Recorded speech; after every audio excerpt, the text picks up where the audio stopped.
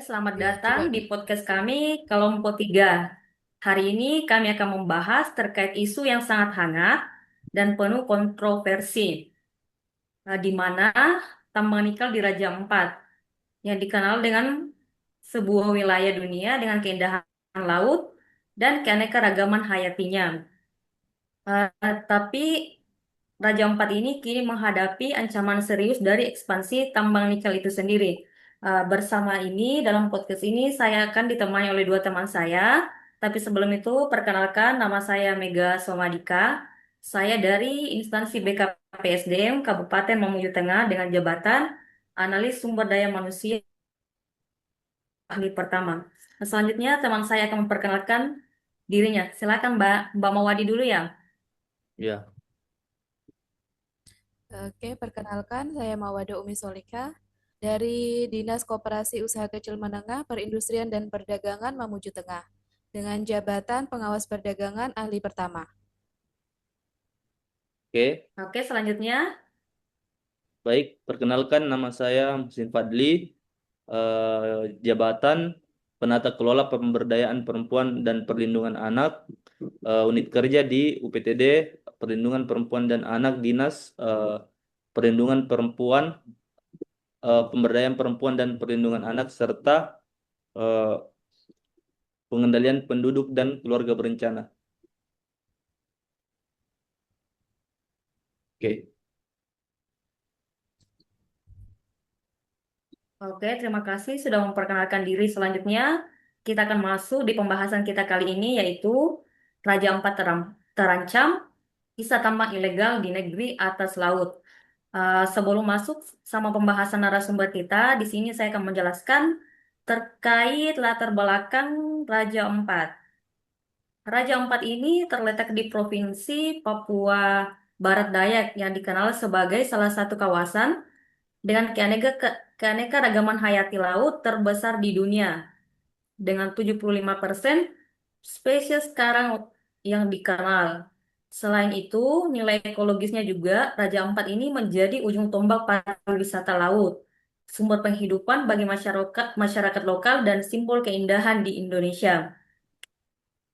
Namun di balik keindahannya ini, Raja Ampat dalam beberapa tahun terakhir diancam oleh adanya tambang nikel ilegal, di mana nikel menjadi komoditas strategis karena digunakan dalam baterai dan industri teknologi hijau.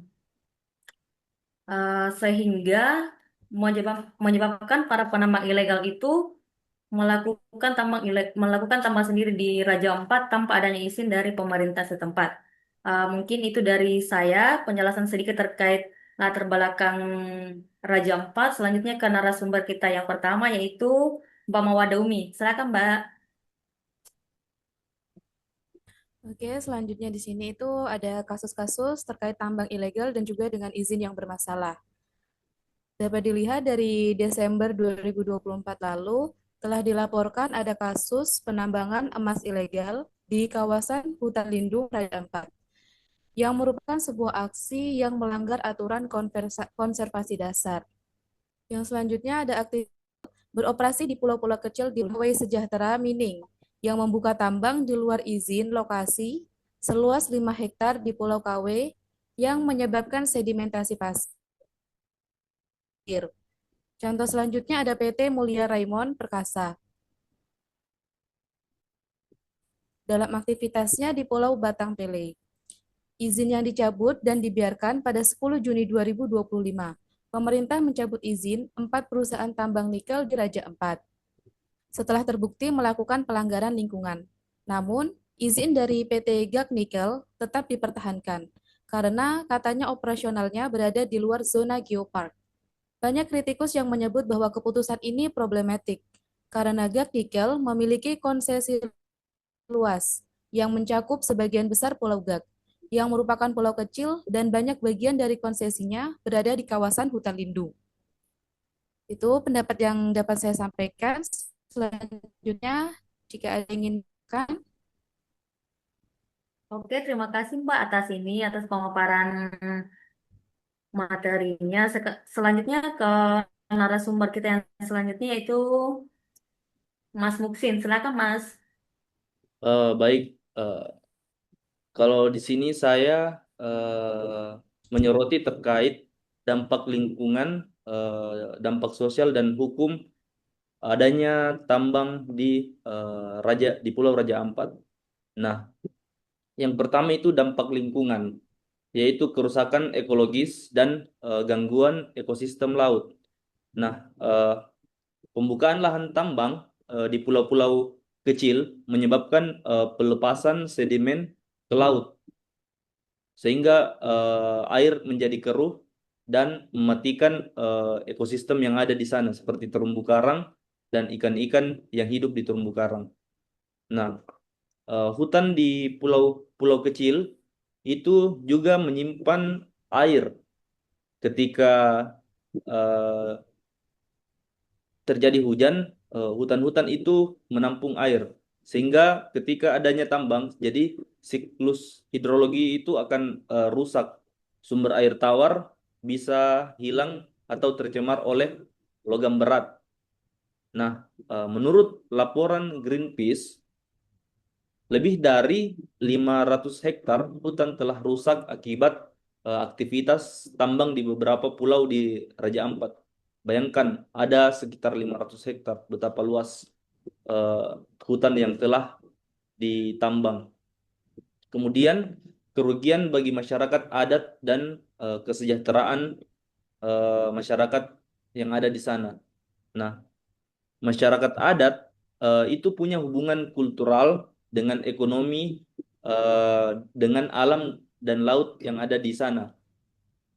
Seperti sumber mata pencaharian yang ada di Raja Ampat, yaitu 90% itu dari laut, perikanan.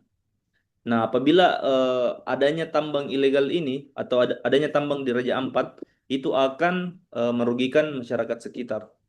Kemudian masalah hukum, tata kelola dan regulasi yang tumpang tindih yang ada di sana.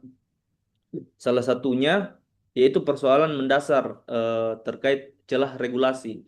Misalnya Undang-Undang Nomor 27 Tahun 2007 tentang wilayah pesisir dan pulau kecil memberikan wewenang pembatasan fungsi pulau kecil, tapi ketentuan larangan tambang mineral ini tidak dengan tegas tercantum. Nah, sehingga putusan Mahkamah Konstitusi itu menyatakan bahwa pertambangan di pulau kecil yang menyebabkan kerusakan lingkungan dan merugikan masyarakat itu dapat dilarang. Namun faktanya perizinan kadang mengabaikan partisipasi masyarakat secara substansi dan transparansi. Nah, kalau kita melihat terkait upaya pemerintah terhadap ketegangan kebijakan dan tantangan yang ada di Raja Ampat ini, yaitu respon dari kebijakan pemerintah. Nah, pemerintah itu melalui Kementerian Lingkungan Hidup mencabut 4 dari 5 izin tambang nikel di Raja Ampat, yaitu hanya izin PT Gag Nikel yang tetap dipertahankan. Mongabai menulis bahwa eh, Indonesia melarang beberapa tambang eh, nikel karena beberapa alasan tertentu. Ya, yang pastinya karena akibat dari kerusakan alam itu sendiri. Nah, adapun ada beberapa yang diizin, ada beberapa perusahaan tambang sendiri yang diizinkan oleh Indonesia itu eh, menjadi perdebatan atau kontroversi. Nah, bahkan pemerintah itu menyatakan bahwa akan mencabut izin yang melanggar dan memperketat pengawasan terhadap perusahaan tambang di Raja Ampat. Menteri Lingkungan Hidup menyatakan bahwa pembangunan di pulau kecil ini adalah pengingkaran terhadap prinsip keadilan antar generasi. Nah, banyak konflik yang terjadi ketika adanya tambang di Raja Ampat, yaitu yang pertama konflik saya lanjut, yaitu konflik kepentingan. Nah, kritikus itu menyebutkan bahwa tindakan pemerintah sebagai upaya menyelamatkan reputasi sekaligus menjaga investasi. Istilahnya greenwashing, yaitu beberapa perusahaan mengklaim pertambangan hijau sebagai legitimasi, padahal praktik di lapangan menunjukkan sebaliknya, yaitu kerusakan lingkungan. Kemudian tantangan implementasi dan keberlanjutan. Nah, restorasi ekologis itu butuh waktu puluhan tahun. Kalau tidak puluhan tahun, yaitu ratusan tahun. Beberapa kerusakan itu tidak bisa dipulihkan secara sempurna. Adanya penegakan hukum di wilayah terpencil seperti pulau-pulau kecil itu sangat sulit karena keterbatasan sumber daya, kemudian jarak dan pengawasan rutin itu menjadi hambatan besar. Nah, selain itu, upaya menggandeng masyarakat lokal dan menjamin kesejahteraan alternatif itu menjadi kunci agar masyarakat itu tidak tergoda kerja ilegal. Ya, mungkin itu dari saya. Saya kembalikan ke moderator. Terima kasih saya ucapkan kepada kedua narasumber kita pada podcast kali ini. Jadi untuk kalian yang baru mendengarkan podcast ini, mari bersama menjaga alam, melindungi hak-hak masyarakat dan mempertahankan warisan ekologis untuk generasi mendatang. Terima kasih dan sampai jumpa di podcast kami selanjutnya.